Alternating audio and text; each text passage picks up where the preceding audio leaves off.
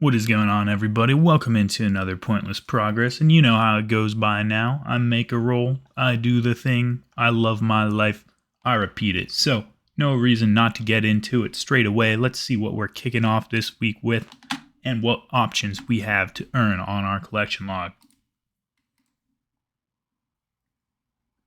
That had to happen at some point. Well, here we are with our buddy Izzy No Beard over there, ready to get this hour of festivities underway. And if I had to sum up how I feel right now in one word, it would definitely be excited. There's a lot of log slots here, and I think they take a ton of time to get. I don't know how many tickets I can get in an hour, but I know that I'm at least going to check that one off because I've never had one before. And I figured to make this just extra adrenaline pumping, I've got a bunch of alking to do, so I'll be going through that as I go through the agility arena just to have a great time. Hour on the clock. I'll see you soon. Love these little matrix animations. We just tagged our first dispenser, and right next door is number 2, so I think as soon as I get this, I'll automatically grab the ticket, and we will get ourselves a brand new collection log slot. Very hard fought. This one took almost 2 minutes to get, and there we have it. Agility Arena ticket. Let's go. Here we are after an hour. You can tell because our lap count is right at 60 now. Turns out this thing moves once a minute, so you can do the math on how many tickets you get. But I also get a bonus for having the Karamjad Diaries done, so little 66, not too bad, but it's not going to quite cover the 250 for a graceful recolor.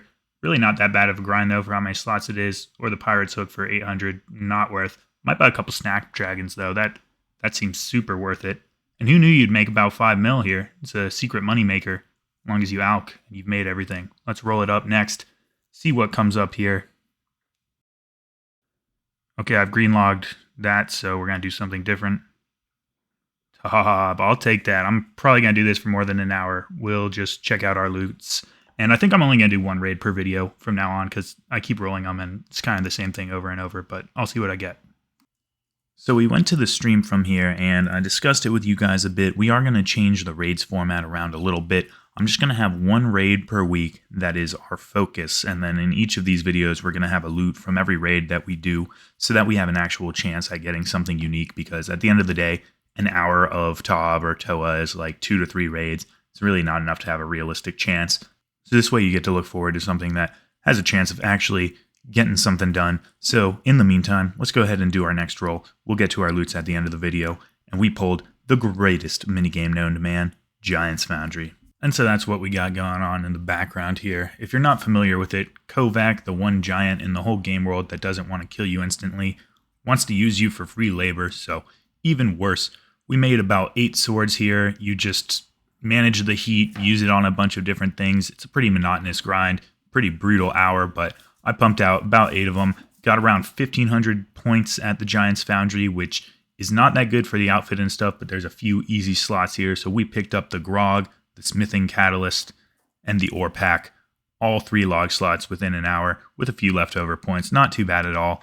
And then from there, we went to roll again, and I think I just need to cut you to the live commentary for that one. 3 items in an hour. That's really not too bad at all. I'll take it. That was a long hour, though. I'll tell you that. That was a long hour. What's up next? Let's see.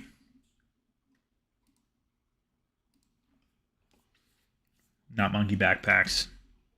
Not monkey backpacks. No way! I had to say it. Oh, this is a terrible day. And it was indeed a terrible day, but rules are rules, so we had to get to it. We just had to make a quick pit stop first to grab ourselves the monkey that you get after Monkey Madness 2. I was a little scared. I'd thrown him in the bank, and he had been without food, water, or light for several years, but luckily Jagex thought of that, and they don't support animal cruelty, so if you do lose the monkey, instead of getting stuck in your bank, he crawls into this crate with no light or food or water. Much better. Well done, Jagex. After that, it was off to Ape Atoll, so if you're not familiar, you're able to transform this monkey based on how many laps you do of Ape Atoll Agility. The top tier monkey, 2,000 laps, so quite a bit there. The fact that they made this a log slot was really sadistic on their part. You're just going to climb up the tree, jump across the water, climb down the vine. There is a pretty sick vine animation, so you get a nice reward for your lap there. See, check that out. Totally worth it. You can see on the video how absolutely engaged with this content I am. I'm just losing my mind at how fun it is. Run past Bobawoo, this monster who gives you the monkey transformation. It was probably his idea to make it a log slot. And you just do this, rinse and repeat. In our hour, we were able to get up to 83 laps. The first monkey comes at 100. Thought about going through, but I wasn't staying here a second longer than I needed to, so we'll get our first log slot from this the next time. I was done. Screw monkey backpacks. Just like that, though, we were done with agility. It's time for our final roll of the week, and we've paid our dues. We've put in the work. It's time to roll something fun, something we're going to enjoy, something like Shades of Morton. Oh, hell yeah. Let's go. For the uninitiated, what you need to do with Shades of Morton is go to the official world, get some olive oil, kill a bunch of shades, or rebuild the wall. I chose to kill shades because I felt like it. I know it's slower, but I don't care. I play how I want. Make it into oil, and then use it on logs, which infuriatingly gives you fire making XP. I should have included that in my rant. That's not fire making, that's fire preparing. After you've got your pyre logs, you go, you kill whatever shade you want to burn up, offer them to the gods, and hope that you get a key. From that key, you then hope that you get a collection log, which could be a number of things. It could be a lock, it could be some notes or part of a prayer outfit, but the cool common theme is that none of them are useful for anything except making the log number go up.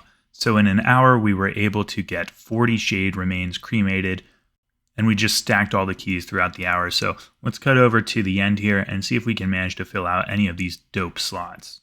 And at the end of our hour, we were armed with about 30 keys here, getting it started. 3 keys in, managed to pull the Amulet of the Damned. Frankly, not a very rare item. I was expecting it, but that's a log slot. We're happy to see it, and we got plenty of keys left. Let's see what else we can pull. You know, next inventory here, just a few keys in again. Managed to bring down those silver locks.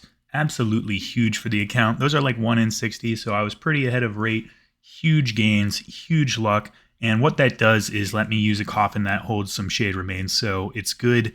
Guess what? Only at the place you obtain it. Classic old school RuneScape item. But I suppose it's nice to have. And we still had a few keys left here. We were then able to pull out the Tree Wizard's Journal. That lets us make swamp bark armor, which is good somehow. I don't think it's actually good anywhere. Regardless, though, 3 slots in 1 hour. Not very upsetting at all. And we still have the gold keys left to check out. So maybe we can even get some more luck, pull out some of the prayer outfit. So saving the best for last here, the gold keys are the rarest, and they're the only ones that can give you a chance at the prayer outfit. So if there's anywhere we want to get lucky, it's here, because that's the rarest stuff. Side note to Jagex, they need to make it clearer which color is which chest. I know I'm not that dumb, but it took me like 4 attempts to find it. And we managed to pull some fine cloth, very useful for making split bark armor, which is not useful. And we just ran through here, got a few rune items, not too bad alchemical wise, but it would be really cool to see a unique with this last one. And of course we did not. Still though, 3 slots, 1 hour. I will take that any day of the week. Now, just quick before we get into our compiled ToB loot as promised, another note about the power of AFKing while video editing. I was working on the fire making video and we managed to get a shadow worm and pull that mist battle staff, which was awesome. It could have been a silly item like an imbued heart or even an eternal gem, but we were fortunate enough to pull that mist battle staff. Now we've got plenty of water and air runes forever. Super stoked about that one. Another log slot for free. Alright, here we go. As promised, finally, you've waited long enough. Compiled ToB Loots. We're starting out here at 207 kill count. Managed to get 10 kills in there. We only wiped like twice, which was pretty annoying, but it happens. 208, nothing special. Little elite clue going on there. 209, pretty decent chest. Can't complain. Could have been a sight, though. That would have been a little bit more hype. And here is the first purple we saw in a long time. Unfortunately, it's for a 416 rando, and it was just in a Vernic, but still cool to see. Was glad to finally break the dry streak that I'd been experiencing. And while we were streaming all of these ToBs, I talked to you guys about a couple changes I'm going to make. One, obviously, being about just bringing more raid time in and having the loot chest, but also we're going to be switching to Twitch as our primary stream platform. YouTube's algorithm doesn't seem to love when we stream and make videos, so that's what we're doing. Check out in the description my Twitch if you do want to hang out while we film any of these progression episodes. I hope to see you there. And I'm also going to lay out a few more changes and unveil the Panty Dropper 2.0 in our next episode, so keep an eye out for that one. Beyond that, we've still got the loots plan in the background, but frankly, 2 more left. They're not too special. This episode, we got 8 new log slots, super happy to see it, and I did film 1 extra bonus clip for some useful progress that we'll get into right now. Wow, what an episode that was, huh? Maybe. I don't know. I've actually filmed this before anything that I'm going to put in the episode, but I wanted to add a little bonus clip for you guys. If you remember last video, I did some Leviathan tasks, and I got a little addicted. I knocked out a bunch of combat tasks at the different Desert Treasure 2 bosses. Now I'm only 5 points away from Master. I've done what I can at DT2, so I've been looking through what am I going to make my final task to become a Master of RuneScape. Well, you can guess by my loadout right now that it's something at ToA, and we're going for butt damage. Now, we've tried this like twice, and I almost made it through last time, and then my PC died on P3 Warden, so I think we got it this one. We're not going to need to re-record the intro. And you get to see me make the greatest accomplishment of all time. Yes, harder than Grandmaster. Don't argue. I'll see you at the end. And I'm also going to pull a shadow, I think. Easy, Kefri. 1 down, 3 to go. Started with Kefri because those majors with these terrible weapons, you don't always hit them, and if you miss them, you're insta-dead. So it's the most risk. It's down. From here on, easy going. Easy's back. No trouble there. Easy, Baba.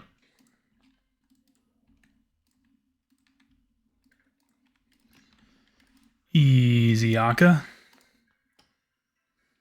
On to the end. Easy, Wardens. We're a master, baby. Let's go. Done and done. Check out this shadow. I should have known. Regardless, that's hype. Let's go get our rewards. I had to put this at the end of the video because unfortunately this does have a point. You actually get stuff. But I'm happy. Here we go. Gommel's just given us a ridiculous amount of hilt number 5s. And we get ourselves the Gommel's Avernic Defender, the Gommel's Lucky Penny, which can save some charges, a dope-ass new Slayer helmet, not to mention our thralls last longer now, so unfortunately there are a lot of benefits to this. It doesn't really fit the pointless progress narrative. That's why I put this on at a bonus at the end though.